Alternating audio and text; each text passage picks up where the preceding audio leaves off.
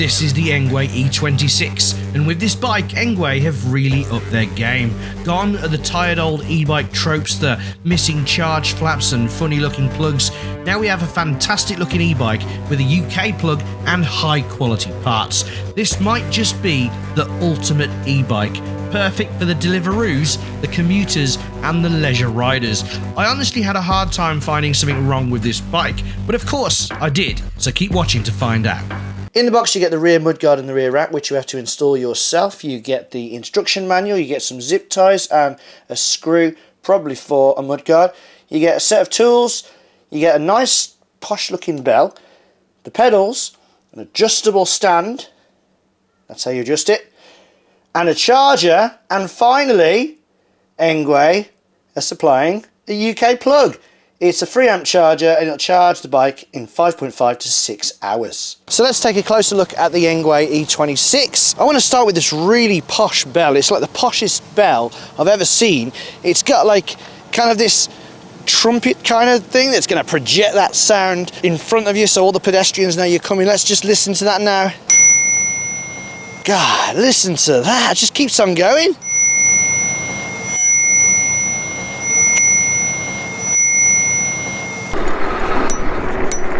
Oh right, okay, the bell's touching something. There we go.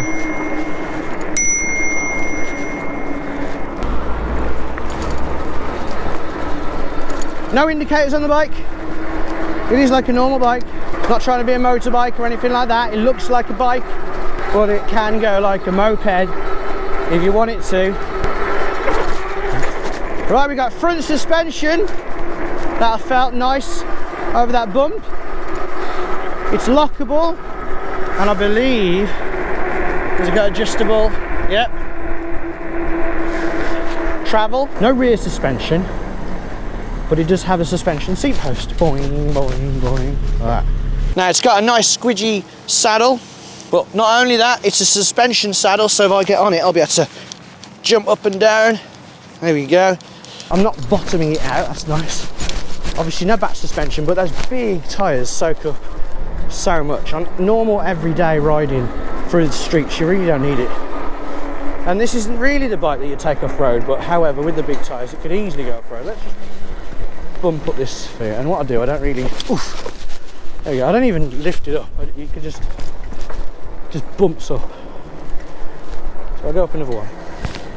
I love fat tyres. There we go, he just goes up them. Now the bike comes locked to 25 kilometers per hour, so they can kind of say, hey, it's 250 watts because we like the speed. It's got a throttle which you can deactivate. You activate it by holding the throttle and the brake when you turn it on, and when you turn it on, count to about 25, and then when you let go, you'll have a throttle. Do the same thing to get rid of it. If you want to go faster than 25 kilometers per hour, you can easily unlock that in the computer. Now everything is unlocked, let's head over to America to test the e-bike's hill climbing ability and its full speed. 3, 2, 1, go! 17.5. Nope, okay, topped out 17.7. It's going down. Now remember, the larger wheels, usually larger wheels will mean higher top speed but less torque. So although they say the motor has got 17 Newton meters of torque, less of that gets translated to the ground because of the larger wheels. Right, now the speed starts increasing again, 14, 15, and stop. With 17 Newton meters of torque, I did expect the bike to get up Sandy Lane, but I didn't quite expect it to get up that fast. That is a very good time indeed. So what about the top speed? Let's try and get some top speed. Right, I'm not going to push mega hard, but apparently I'm going 32. That's those big wheels coming into play. That's not bad, is it?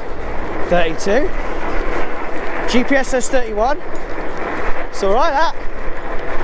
I didn't even try that hard either. The battery on this bike, 48 volts, 16 amp hours. That's pretty standard. It's above average size battery. 768 watt hours, a range of 140 kilometers. Obviously that'll be going about 14 miles an hour, low pedal assist. Now the battery is right here. It comes with a key. It works without the key, so you don't have to have it constantly in. Put it in there, pop the battery open, and it just comes straight out. There it is, not massive. And to put it back in, you just do the reverse of what we did to take it out.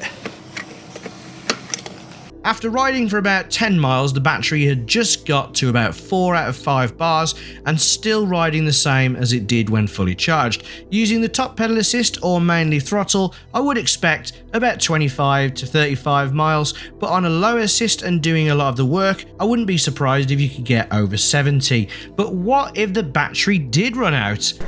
Right, I am on pedal assist 0, gear 5, just to test out if the bike can be pedalled.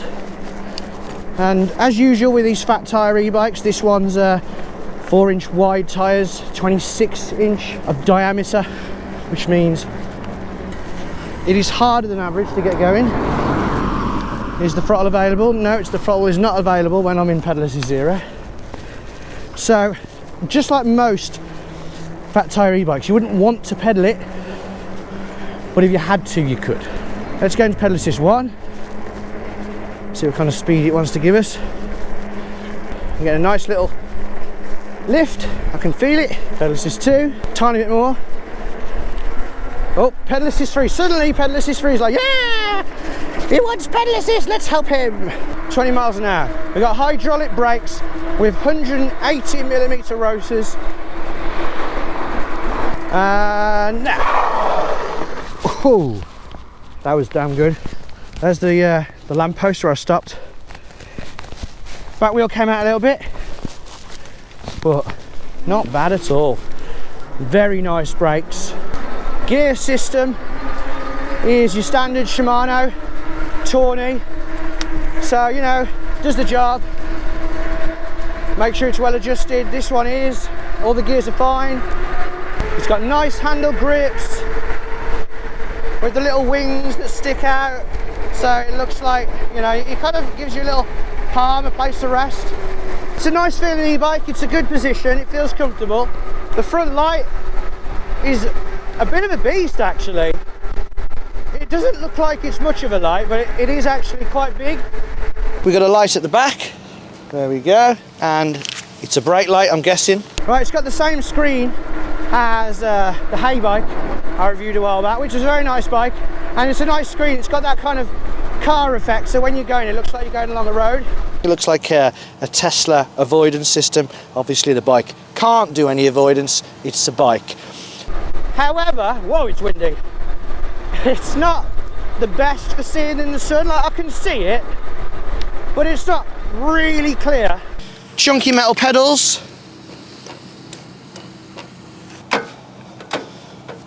Very sturdy. I just can't get it. There we go. And then, of course, we've got the 26-inch fat tyres, 4 inches wide, 26 inches in diameter. Big tyres.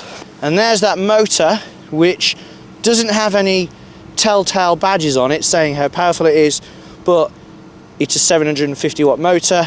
This one's got a nice chunky rear rack, so you can carry things on this bike. So if you wanted to put a seat on it, carry a little kid, you could do that. Make sure it's your own little kid. It's got a good weight capacity. The bike itself is 43 kilograms, or 43.5 kilograms, which is just fairly heavy. You don't feel it when you're on it, but if you had to carry it upstairs a lot, you'd definitely feel it then. It's a pretty good looking bike actually. It comes with a drop frame, so basically this bar's not there. In a drop frame form, it's actually slightly lighter. I do like the look of it with this bar. You can see a few welds down there, so it's not maybe as tidy as some other ones, but I'm sure the welds are fine. I'm not a weld expert. It's also got this section here, which kind of looks a bit ugly because it kind of ruins the front of the bike. However, it's there so you can attach a front basket. And then you got your screws for bottle mounts if you want to get hydrated on a long journey. So basically, this is an absolutely brilliant e-bike. If I could only have one e-bike, there's a very good chance it would be this one. It's basically the perfect all-rounder. It's fast, it locks down to a legal, inverted commas, mode, and can carry loads of stuff, go up hills, bump up curves, goes far, and looks great. but there was something wrong with my particular bike, and there is a bit of an issue that all E26s will share. Oh, shit.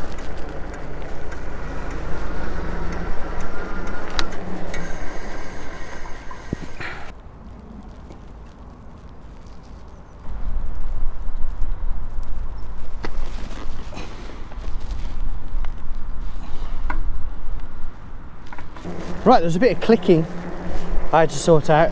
One of the spokes was just catching on the brake, so I had to kind of pull the spoke out a bit. A bit of a trend that's starting with some bikes. This bike does not need a key to ride. So in theory, if your battery's connected, someone could just come along and just take it. Well, you know, assuming they can beat your lock. Which obviously a lot of people don't really want that. However, unlike the Engwe X24 I reviewed in the last video, the battery does remove in seconds. Turn the key and off it pops, and it's probably best you get a sneaky charge at the office anyway, if you are allowed to, of course. So whilst on the X series the issue may well have been a deal breaker, here it is just a minor annoyance. However, I still think that brands should really make the key a requirement for an e-bike to work. But maybe you disagree with me. Let me know in the comments if you actually like not having to use a key. But apart from those two little niggles, I really couldn't find anything that I didn't really like about this e-bike. The gears are basic but fine. It doesn't fold, so it's harder to store, but a lot of people will see that as a positive. It's not super light, so if you have to carry it up flights of stairs, you might have to give it a miss. But overall, it's a really well made e-bike that's basically a jack of all trades and a master of quite a few actually.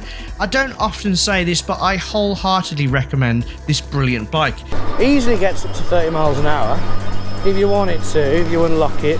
Obviously we're in the US of A testing this bike. I should be on the other side of the road, but I am actually. I just reversed everything and I superimposed English cars onto the American cars so as not to alienate the audience. But anyway, that's the review of the Engwe E26, 1,400-ish plus discounts. Link in the description. Please use that if you fancy buying it. That helps the channel a lot. And if you enjoyed the video, thumbs up please. But if you didn't, or if you disagree with me, feel free to thumbs down. I don't mind. It's absolutely fine. So thanks for watching all the way to the end. If you want to subscribe you can, but you don't have to. The way the YouTube algorithm works, if you watched it to this far, I'll probably pop up again for you in the future anyway. Feel free to watch all the other videos. We've got loads of e-bike reviews. And until next time, ride safe.